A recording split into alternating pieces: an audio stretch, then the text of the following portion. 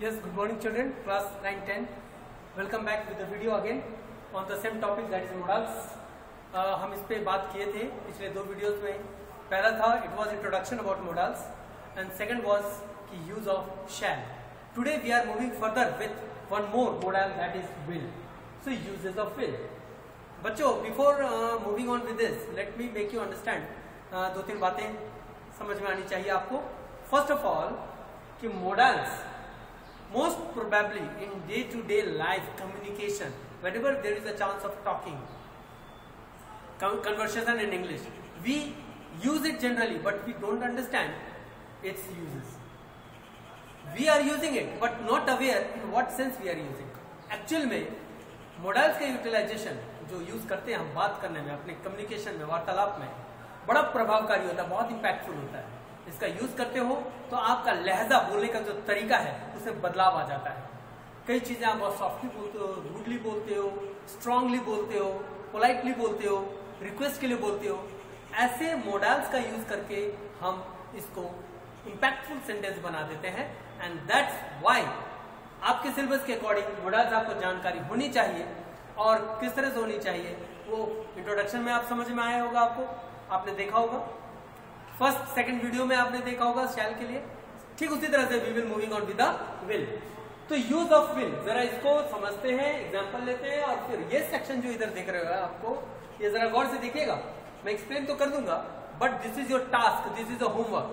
You have to make sentences 1 2 3 4 5 6 7 8 9 sentences you have to make depending on the demand कि sentence में आपका demand क्या होगा. पहला सेंटेंस जो बनेगा आपका उसमें डिमांड होगा पोलाइट इन्विटेशन. तो ये हम लेटर ऑन बात करते हैं, पहले हम आते हैं इसको अंडरस्टैंड करने की. तो यूजेस ऑफ मोडाल्स में सबसे पहला use, it is used with second and third person subject. अब first person, second person, third person familiar हैं सभी लोग.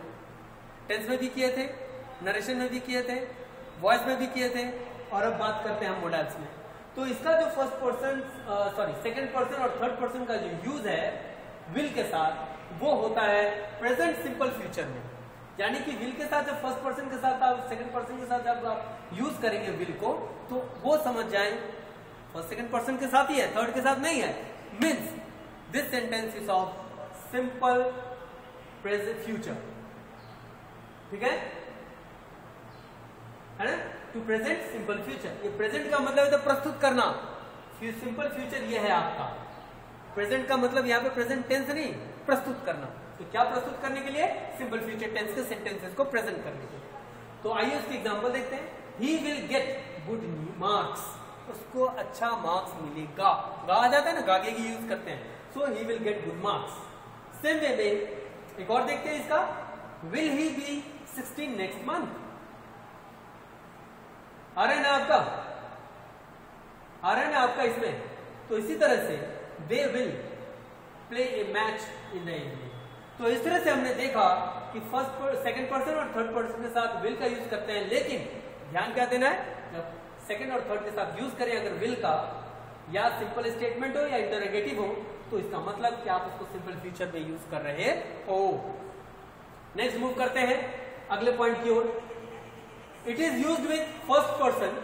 यहाँ पे फर्स्ट पर्सन की बात नहीं हो रही थी. क्यों नहीं हो रही थी? क्योंकि फर्स्ट पर्सन में अगर टेंस का स्ट्रक्चर देखा जाए तो फर्स्ट पर्सन में विल शैल का यूज नहीं, शैल का होता हो, विल का यूज नहीं होता. तो आप यहां जब देखेंगे कि फर्स्ट पर्सन में यूज करने की बात एज अ सब्जेक्ट, तो उसमें जब आप यूज करते हैं फर्स्ट पर्सन के साथ विल को, तो वो एक सर्टेनिटी सेंटेंस के लिए यूज करते हैं. सर्टेनिटी मीन्स वो वाक्य जो निश्चय को दर्शाता है. प्रॉमिस के लिए यूज करते हैं वो वाक्य जो वचन को दर्शाते हैं, किसी का वचन दे रहे हो. विलिंगनेस के लिए यानी वो सेंटेंस जिसमें आप अपनी इच्छा दर्शा रहे हैं. और इसको दर्शाते हुए यानी कि विल का यूज विद फर्स्ट पर्सन दर्शाते हुए तीनों बातों को मैंने सेंटेंस लिखे हैं. वो क्या है? I will help you in your problem. ये आपने प्रॉमिस किया, I will help you in your problem. मैं आपको आपकी परेशानी में मदद करूंगा. ये आपने किसी को प्रॉमिस किया. We will give him a warm reception. Willingness है, हम लोग मिल के उसे एक बहुत ही शानदार वार्म हार्टली ग्रीट करके एक रिसेप्शन देंगे, है ना. तो ये आपका विलिंगनेस दर्शाया जा रहा है. I will see the red fort next Sunday. ये सर्टेनिटी है. सर्टेनिटी मीन्स निश्चितता. यानी कि क्या है उसमें, आप ये काम को जरूर करने वाले हैं, यानी कि मैं रेड फोर्ट देखने जाऊंगा, ये आप सर्टेन है। कब जा रहे हैं आप? संडे को। तो सर्टेन हो गया, डेट आपने डे बता दिया, पर्टिकुलर डे को जा रहे हैं। इस तरह से दो यूज आपने देखा, एक है सेकंड पर्सन और थर्ड पर्सन के साथ, लेकिन जब सेकंड थर्ड के साथ विल होता है तो समझ जाए it is in simple future, understand हो गया। लेकिन अगर फर्स्ट पर्सन के साथ होता है तो टेंस के अकॉर्डिंग नहीं है, आप मोडाल्स को मोडाल्स के रूप में यूज करें, क्योंकि modals are not bound to use with, या when it is use no boundation of person, no boundation of क्या बोलते उसको, gender, no boundation of number, यानी कि वचन, एक वचन, बहुवचन।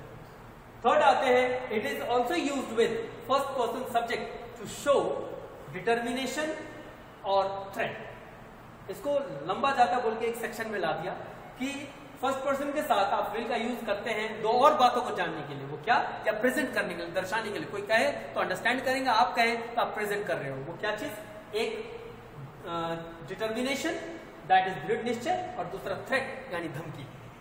वो कैसे हम इस्तेमाल करेंगे, जरा सेंटेंस में देखिए। I will teach him a lesson, मैं उसको जरूर कोई सीख सिखाऊंगा। हो सकता है किसी ने कुछ गलत कर दिया आप पर, तो आप उससे बदला लेना चाह रहे हैं, तो उसको धमका रहे हैं, I will teach him a lesson, I will teach him a lesson, this is a threat. Second determination में वो क्या है, I will find out the truth at all costs, यानी कि मैं किसी भी कीमत में सच्चाई जानकारी निकाल कर ही रहूंगा या जानकर ही रहूंगा।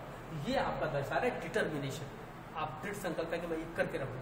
So this is the points, these are the points and this is the way how will is used. अब इस सेक्शन में आते हैं। इस सेक्शन में मैंने क्यों पार्ट कर दिया अलग, इसलिए किया कि will can be also use to show, क्या क्या दर्शाने के लिए, 1 2 3 4 5 6 7 8 9, और जितने भी फीलिंग्स आप दर्शाते हो ना, ये आपका एहसास, एक भाव है, आप किस समय कैसा रिएक्ट करते हो, उस तरह का आपका लहजा, आपका टोन होता है बोलने का, और वो हेल्प करता है कौन, मोडाल्स प्रेजेंट करने के लिए।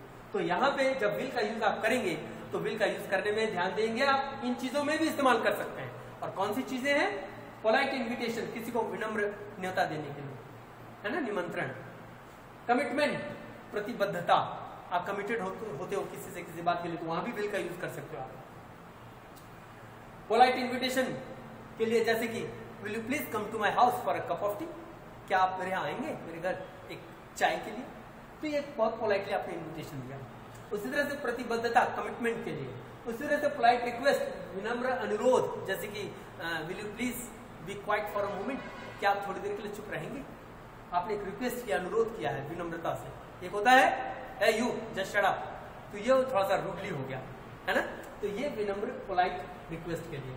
उसके बाद एजम्पशन, कल्पना करने के लिए, उसी तरह से प्रेडिक्शन, भविष्यवाणी के लिए, उस तरह से इंटेंशन, और कौन सा intention, intention to know, intention कई ढंग के होते हैं, किसी से बदला लेने का इंटेंशन, क्लास में टॉप आने का इंटेंशन, यहाँ पे है कोई कौन सा इंटेंशन, जानने का इरादा, कुछ इच्छुक किसी चीज को जानने के लिए।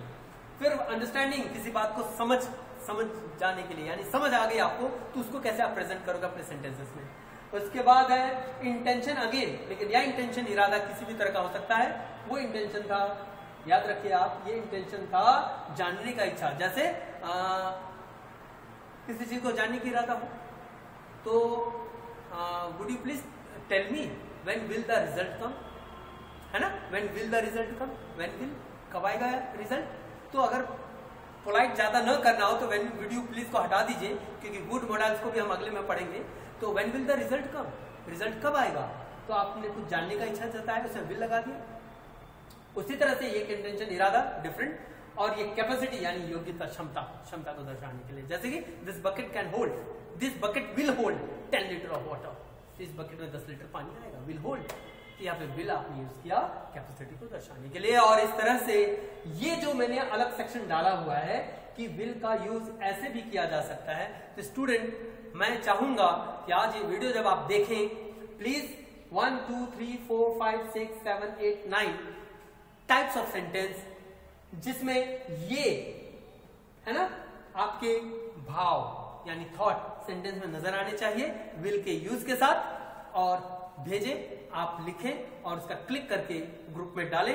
मैं सबको पढ़ूंगा, बिकॉज मैं रहूंगा ग्रुप में, टू सी कितने स्टूडेंट्स इसको कर रहे हैं, और मुझे बड़ी खुशी होगी कि 9th के स्टूडेंट्स इस चीज को फॉलो कर रहे हैं। मैं थोड़ा सा बहुत दिनों से आपसे डायरेक्ट कांटेक्ट में नहीं हूं, तो कम से कम सेंटेंस लिखोगे तो इससे आपसे जान जाऊंगा कि भाई आपने कुछ लिखा है।